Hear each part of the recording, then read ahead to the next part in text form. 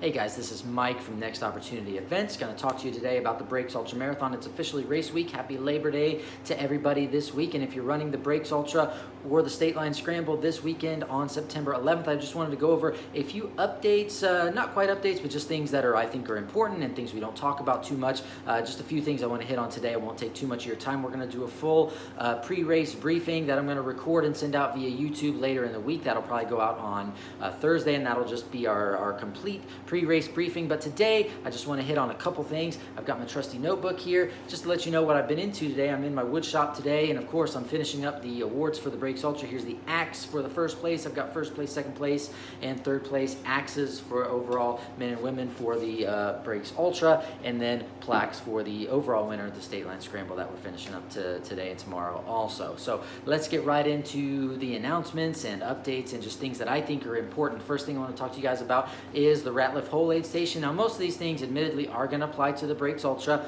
not the State Line Scramble, because at the State Line Scramble there are no aid stations or anything like that. So a lot of this I'm going to talk about does apply to the Ultra only, but a few of these might apply to the State Line Scramble, especially when I start talking about COVID here in a second. First of all is Ratliff Hole, the first and last aid station on the Breaks Ultra Marathon course. I know there might be some conflicting information online, so I'll just go ahead and clear it up right now. The Ratliff Hole aid station is an aid station. It's your first aid station at mile 4 and your last one at mile 40, 41 or so.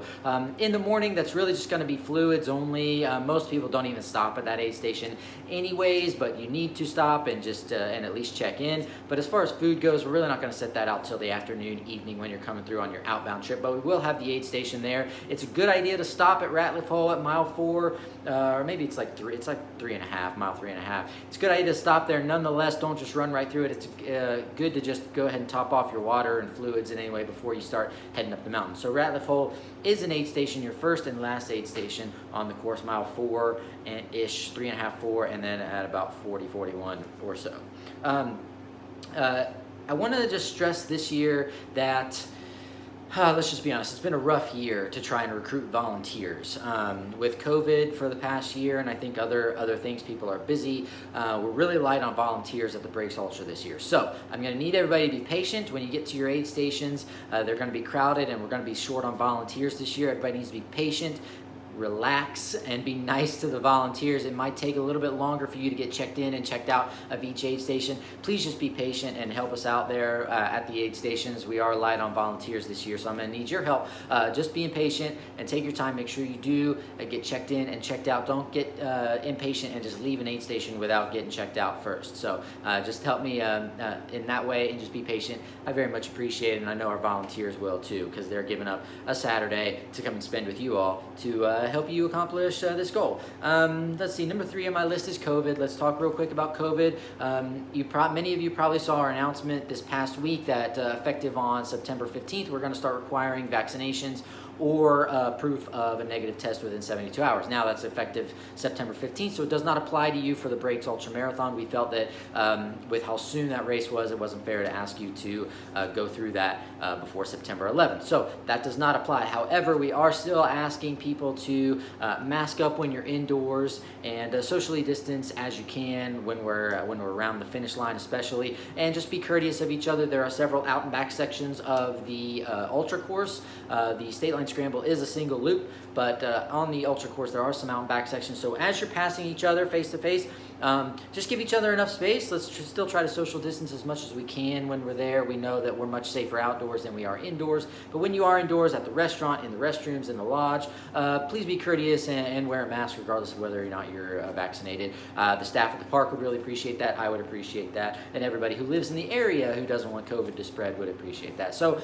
just use your best judgment. We know what's right, the social distancing, masks, but other than that, we're going to have our basic, pretty much the same COVID protocols. However, we are not asking people to leave like we did last year.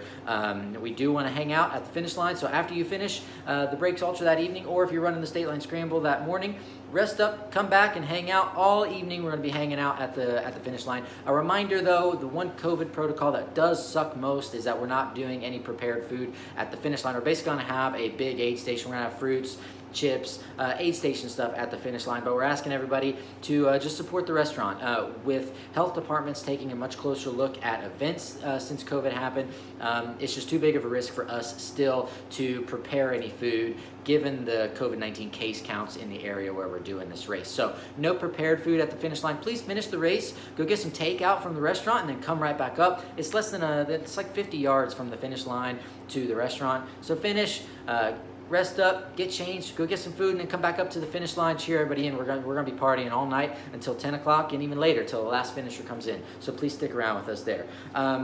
On that note, we're also not going to be doing anything on Friday indoors as far as a pre-race meeting or announcements. I'm going to send out the pre-race briefing electronically via recorded video. On Thursday, probably that'll go out, but on Friday, we are having packet pickup at the start-finish line area. So when you get to the park on Friday, just look for the next opportunity flags up on Potter's Knoll, at Shelter 1 at Breaks Interstate Park, and we'll be doing packet pickup up there, and a little bit of a meet and greet, but no formal announcements or meeting or anything like that. We're kind of going to keep it chill on Friday night. Hopefully next year we'll be back to normal where we can have an actual expo in the conference center with a meal and everything. But this year, again, please support the restaurant or local businesses in the area. I know they'd appreciate it very much, and so would we for the future of the event.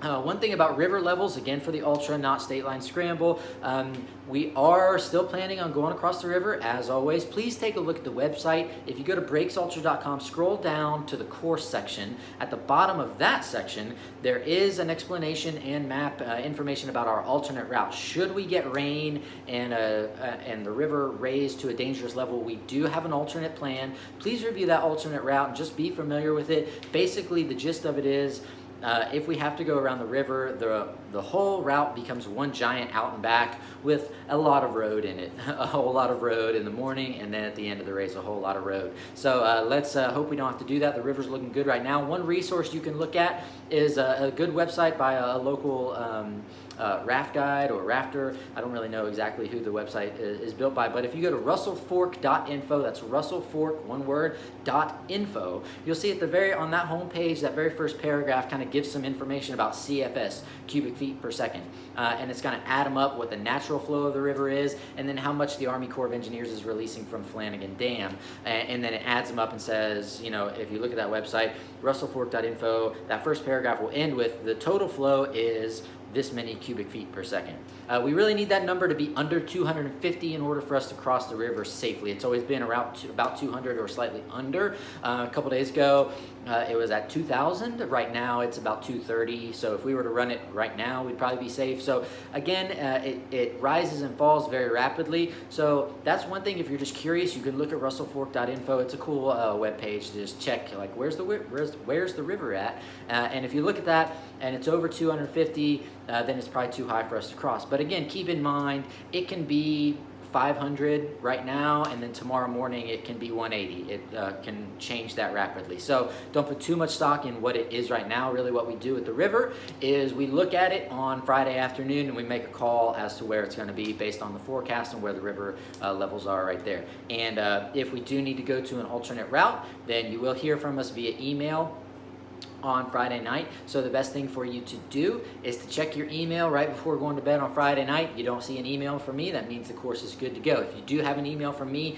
at like 9 o'clock on Friday night, then that means we're probably going to have to change the route. Just check your email on Friday night before the race and you'll know what's going on. So river levels, Pacers are going to have to sign a waiver. We don't have Pacer bibs, but I am sending out an email here in the middle of the week that will have Pacer waivers with you. So please, runners, make sure you get your Pacers their waiver. They sign that electronically. I will not have printed copies. We try to be sustainable, so I'm not going to have printed copies for you at the race. So please forward that email to your Pacers. Make sure they just sign that. It's just an insurance thing and a liability thing that we need them to sign. Also, please make sure that your Pacers and crew understand that we don't provide transportation to or from any of the aid stations. So just please make sure that your Pacers understand that, and it would be really helpful if I didn't have a ton of people. Every year I have a ton of people coming up asking me, how do I get over to Carson Island? And I have to say, that's on you. So runners, pacers, you all need to work out how your pacer is going to get to and from the crew stops. That goes for crews as well. Crews do not have to sign a waiver, just people who are actually going to get on the course running, so runners and pacers. And then photos, we really try every year, every race we do, to have some cool photos. Unfortunately, last week our photographers canceled on us for personal reasons, which we totally understand. They had some health issues going on in their family, so our photographers canceled just a couple days ago on us, so we will not have a photographer this year, unfortunately, and it's just too late to try and get somebody in 7 days before the event. So unfortunately, we won't have photographers this year, so I apologize for that. It was a little bit outside of our control, but I hope you guys can still make some memories and capture some moments for yourselves. That's it for right now. Again, look for another email later this week, and your final pre-race briefing probably coming to you on Thursday. It'll hit your email inbox. The video will be on YouTube. You can follow us on YouTube, Next Opportunity Events. That's it for me right now, and see y'all this weekend.